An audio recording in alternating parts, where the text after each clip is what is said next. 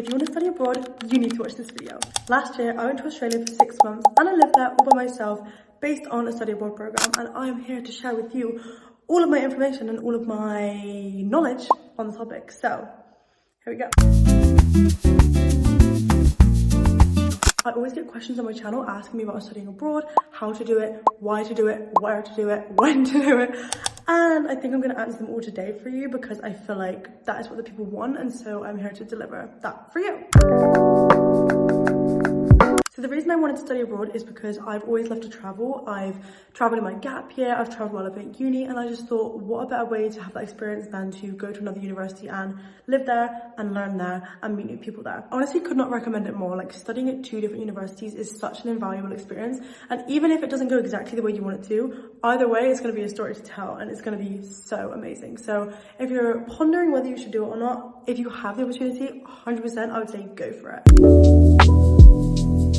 Let's get into how I did it, because I know that a lot of people find it really hard to sort of go through that checklist of what you need to do to get to where you need to be, and I'm basically going to be that guide for you today. So for me, I was able to go through my university to do their study abroad program. So if you're studying at a university or a college or something and you're wanting to study abroad, I would highly recommend looking into their program first, because it probably will be the cheapest and easiest way for you to do it. A lot of the time there's government funds and university funds to help you go abroad, so it can basically give you a bit of free money as well on the side, which is obviously a great plus for it. Because I went through my university, I didn't have to pay the university that I went to any fees. So I went to UTS in Australia, which was the best time of my life, and I did not have to pay the fees for that university. I just kept paying my normal fees here in the UK, and I basically exchanged with somebody who was in that university. They came here, I went there. So that's basically how it works if you do it through your university, because it's like an exchange program rather than a program where you're paying to go somewhere else and study at that institution. I think it's really helpful to note that study abroad is very nuanced and very tailored to your experience. So depending on where you go, when you go, how you go, if you go through university or if you go through a college, if you go through a program online, it's very, very different. So no one is going to be able to tell you the exact route you need to take. You are going to have to do some research, which I know can be a little bit daunting, but if you're excited about it and it's something you really want to do, then you're obviously going to have fun doing that. And also it's 100% worth it, because when I was out there, all of the paperwork and forms I had to do before I went, completely forgot them when I was living it up on Bondi Beach. So don't even worry about it, guys. Okay, so the next thing you're going to want to do after you've sort of found the program that you want to apply for, obviously you're going to look at the universities that they offer exchange at. So for me, I had a list of like 40 universities from different places that I could go to, and obviously that's quite overwhelming. So what I did was I went through every single one and I looked at where it was in the world, if it was somewhere that I wanted to go, if that was something that I was interested in, and then I also looked at like the course, what modules they teach, what teachers they have.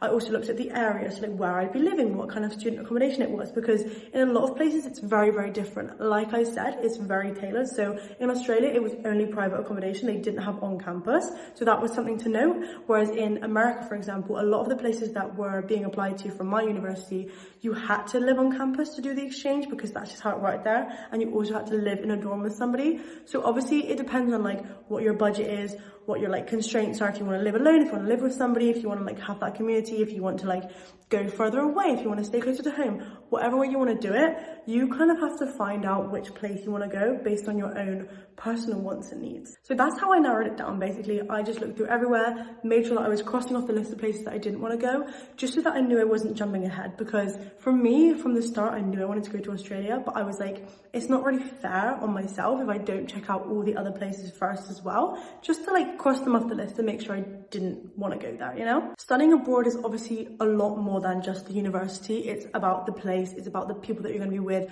where you're going to be living, and like the activities that's going to be around you. So it's really, really important to do your research on that to make sure that you're going somewhere that you're going to enjoy at the end of the day. So once you found your program and you found the place that you want to go, obviously the next thing you're going to do is apply. There's probably different nuances for every single person that does it, because there's lots of different programs. But if you do go through a university, obviously that will be a lot easier, because there's probably like teams you can talk to. So make sure you're emailing and contacting everyone you can, just to be able to get the most out of it, because sometimes if you're in the top of someone's mind, they're going to send you all the information first. So just make sure you're on top of it and you're like, hey, I want to do this.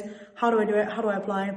hey, by the way, I've applied, like, yay, like, what do I do next? What's the next steps, you know? So once you've applied, hopefully you'll get in. A lot of universities is a little bit competitive. Mine wasn't that competitive, to be honest, because it's like a smaller university, but for you it might be different. Hopefully you'll get in. If you're passionate about it, I feel like you will.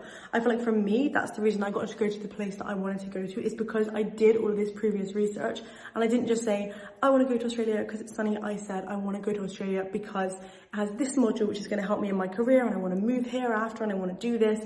And I was really passionate about the place, the university, the like teaching styles, and that's what kind of like pushed me over the edge, is what I've been told by the people that I applied through. So that's my top tip for like all of your applications. Just make sure that you're being really passionate. Like, make sure you're showing yourself. You know, that's what they want to see. They don't want to see like academic referencing or anything in your application. They just want to see, is this person excited to go? Are they going to be able to handle it? And the answer to both of those things is yes. So the next thing you're going to be doing once you get into your program is obviously finding accommodation. Now, a lot of the time with universities, there's lots of different ways you can do it, especially when you're going abroad. So if your budget is a little bit lower, you can still achieve this 100%. You can maybe stay with like a host family, or you can get on Facebook Marketplace and find like a place for 5 or 6 months or however long your study abroad program is. So just make sure you're checking out all the options, because student accommodation is not the only option, and it's not the only option that's going to be the best for you. The best thing for you is going to be what works for you and what you really want. So just make sure you're not following everybody else, and make sure that you're doing your own research, because sometimes you might save a lot of money if you just go with something that's like a little bit different. But personally, I wanted to stay in student accommodation because I didn't do that in the UK, so I kind of wanted to like have a feel of that experience. Honestly, the accommodation is probably the scariest thing, because it's quite hard to do, especially if you're going somewhere that's quite far away or you can't go and visit it, just because you obviously don't want to get someone that's sketchy, so you want to make sure you're going through all the proper websites. For me, I went with like an accredited student accommodation provider, just because it was in Australia, I was in the UK, and I just felt like I don't want to get halfway across the world and then it be completely wrong. But you can do it in different ways. Like, you could, for example, go to the place that you're going to university at a couple of weeks before it starts and stay in a hostel and look for places that way. I know a lot of people that did do that, which obviously is a great way to do it, because then you're actually like vetting out places. But obviously the risk with that is you don't have like a confirmed place. Whereas I knew, like, once I got on that plane, like, I'm going to my house. So it kind of depends what you're comfortable doing. But for me, I just wanted that peace of mind. So once you have your accommodation, now you can start doing literally everything else. So you basically need to get a visa, healthcare, insurance is very important, and the flights. That's probably like the 4 main things you're going to need before you go. Some accommodation places might need some of these things before you go, depending on the country you go to. So just check that out in the application process so that you can sort of like start early and make sure you get everything done. Especially because a lot of countries, the application for visas can take quite a long time, like weeks to maybe even months. So as soon as you get your place on your study abroad program, I would recommend doing all of this as soon as you can. Find the accommodation, apply for the visa, maybe even apply for the visa first, honestly, depending on where you're going. Like, just research the place and just see like what checklist is best, and just go with that, because obviously you want to make sure you're getting everything in the right time. For me, I wanted to make sure that I had all of these documents ready to go if somebody asked me at the airport. So I personally printed everything off. Nobody actually asked me, and it was kind of a waste of paper. But at the end of the day, it's better to be safe than sorry. And if I did get to Australia and they were like, we need to see your visa, your healthcare, your bank statement, your accommodation confirmed place, your university confirmed place, I had all of that printed out. So I would highly recommend, even if you're not going to print it out, make sure you have like a folder on your laptop or your phone where you have all of this information readily available to go. In terms of bank statement, it's really important to make sure that the place that you're going doesn't have any requirements in terms of funding. So some countries will ask that you have a certain amount of money in your bank account to prove that you're able to live there and sustain yourself as a student, because obviously some places you can't really work when you're a student, or you can only work a small bit. So they might ask you for that. In terms of budgeting, I would highly recommend making sure that your budget fits the place that you're going before you apply, because the worst thing you can do is apply for somewhere, really want to go somewhere, and then you realize, wait, I don't have a job, I'm a student, I haven't been working, I haven't been saving up, I'm not going to have enough money for this, and then it's too late to change to go somewhere else. So I think if you're really wanting to study abroad and you're not really minding totally where you want to go, make sure that your budget fits the country that you're going to before you apply. That was a really important part of it for me because I knew I didn't want to be stressed about money or finances.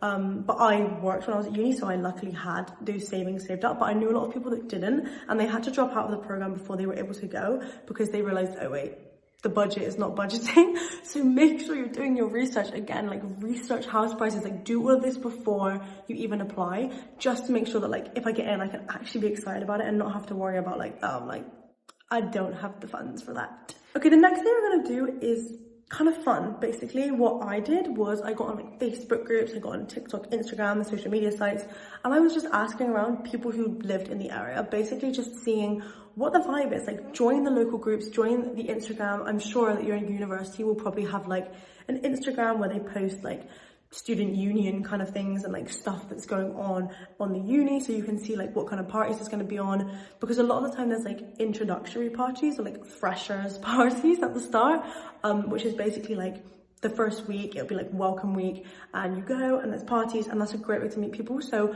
a lot of the time these tickets sell out quite fast. So once you know you're going to that university, make sure to get on social media, follow all their Instagrams, follow all their TikToks, keep up with that stuff, and then obviously you'll be able to know like, oh, there's a party happening the week that I get there, let me get a ticket now so that I have a confirmed place and I know that I'm like going to an event, you know? Done, I guess the last thing is to go to the place, which is obviously really scary. And to be honest, I wasn't scared for my study abroad at all until the week before. And as soon as it hit that like 7-day mark, I was like, oh, like, baby, I'm not going. I'm actually not going, because it was so scary. Like, sorry, I'm literally leaving. I'm going to the other side of the world. Like, I've never been there before. I'm going by myself. It was the first time I've been going by myself on a plane. Like, I've been with my friends before, but by yourself is a completely different experience.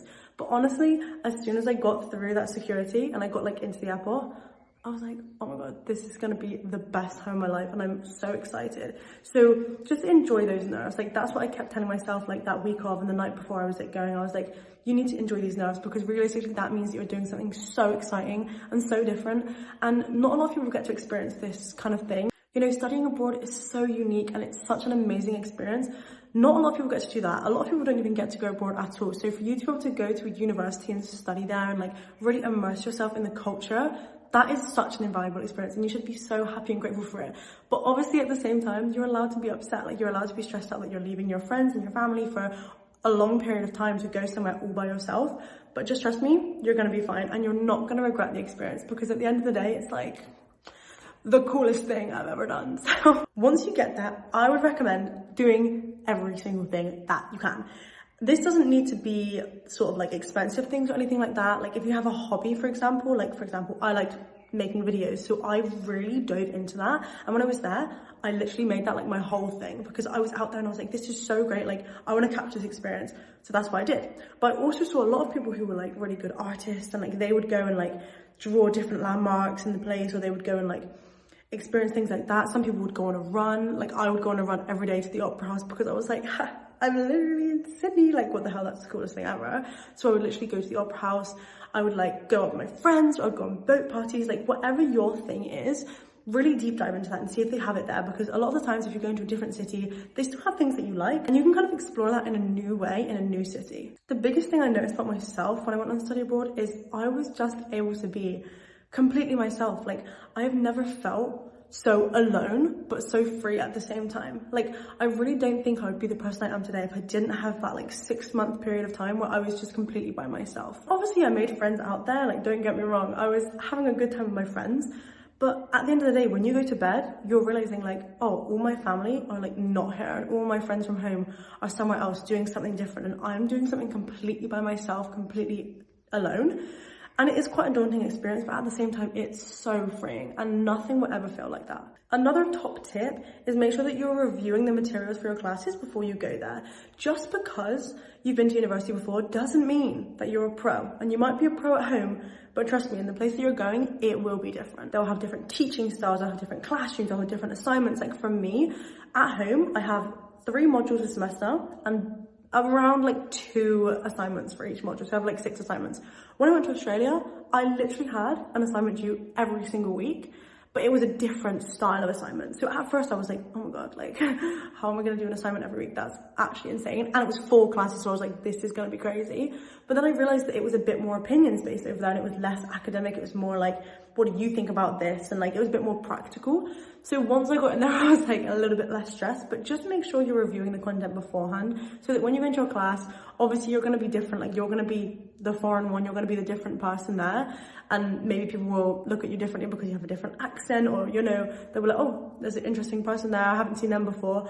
And it's just really important to make sure that you're confident in at least the one way. If you're not confident with talking with people, at least make sure you're confident with the class content. Leading on from that, I would say 100% you need to immerse yourself in the classes. I know at university at home, sometimes you can get a little bit like, oh, I haven't been to classes in a week, like it's fine, I'll just do it online.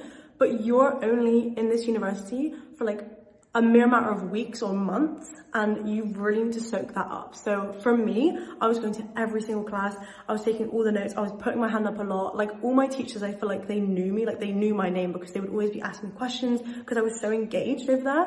And I feel like that was because I was just appreciating being there. Like, I was just happy to be there. I was a happy person all around. So that's definitely one of my top tips. Like, just make sure you're making the most of it. That being said, it's also okay to feel sad. There were definitely a lot of times when I was out there where I just had a day where I was like, oh my God, like, this is so overwhelming. I'm all by myself. I'm doing these new things by myself. And not only that, like, I'm in another country. Like, no one is here to support me. I can't just like go home to my friends or my family and like have that comfort. You know, you have to be by yourself. And I feel like it's really, really important to just take some days to be like, okay, obviously I want to appreciate where I am and I want to be grateful and I want to do like every single thing I can do. But sometimes you do just need a mental health day, and you do just need to like take a beat, like watch some YouTube, like watch your comfort TV show, have some snacks, and like that's completely fine. Like, don't beat yourself up if you get there and you're like really overwhelmed, because that's natural and that's going to happen, and that just means that you're doing something that is different and you're doing something that is new for you, and that is a really amazing thing. Another tip is try to capture everything, because it will go by so fast. Everyone always told me this before I went. They were like, oh, it goes by so fast, and I was like, 6 months is not going to go by fast. But when I was out there, I was having such a good time that it literally did go by so fast. But luckily for me, I captured it in so many ways. I love taking pictures and videos. So I made vlogs, I took loads of pictures, I posted them on Pinterest. I even journaled every single day just to make sure I was like keeping up with how grateful I was to be there and like all the exciting things I was doing. So now I can like flick back through my journal and read about the time when I was on Bondi Beach, you know, like at sunrise. And I can also go on my Pinterest and like look at all the pictures, and I can look back at my vlogs and I can be so grateful about those times. And I feel like if I didn't capture it in some kind of art form, like creative way, I wouldn't have the same experience at all, because I wouldn't be able to look back and be like, wow, like that was my life, you know, like that was my room and this is my place and these are my people, and like it was just so amazing that you really want to have memories of it. So make sure that you're taking all the pictures you can and doing everything you can to just like really capture the moment that you're in. Another thing is make sure that you're trying your best to immerse yourself in the culture. Your university will probably have a lot of things going on for international students, where it's like, come and immerse yourself in this culture or do this. Like for me, it was like Aussie wine tasting, or like come to this nature reserve with us. And I literally went to everything because I was like, I'm in this country, like I should appreciate the culture and the people that are here, you know, and like the lives that come before me and the people who actually live here. So wherever you go, just make sure that you're really taking in like the place that you are, and not just your student accommodation and not just like your university. Make sure that you're going beyond that and like really applying yourself so that you can really appreciate the place that you're at. People always ask me if I would recommend studying abroad, and I actually do not think there's anything I could recommend more. Not only do you get to study at another university, meet loads of people, live by yourself, travel, but you also gain such a confidence in yourself, because now I know that I can literally go across the world by myself, figure out a whole university system, figure out my housing, figure out my food, figure out how to work out and like immerse myself in the culture and travel and get back home again. And doing all of that whilst I'm completely by myself, I have such a confidence in myself now that I would never have gained from anything else. Obviously, traveling is such an invaluable experience in itself, and I'm so grateful that I've had the opportunity to do that. But studying somewhere is just a completely different feeling. Like, you really get a taste of being there and being in the culture and living there and feeling like you're a part of that country and you're a part of the place that you're in. And that is just so amazing. And I just really think you should go. I really hope this helped somebody. I feel like I've had a lot of comments about this, so I just kind of wanted to touch on it. But if you have any more questions, please feel free to comment them below. I will reply. And make sure you subscribe too, because I'm really fun and I think you want to be on this journey with me too. Thank you for watching. See you next time. Bye.